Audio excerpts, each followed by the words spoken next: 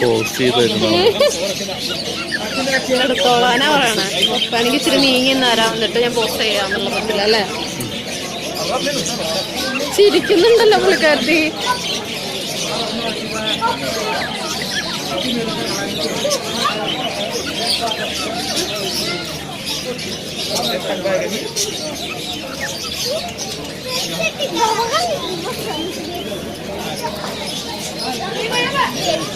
പൊത്തുന്ന ടൈപ്പാട്ടോ. T V നോട്ടാ.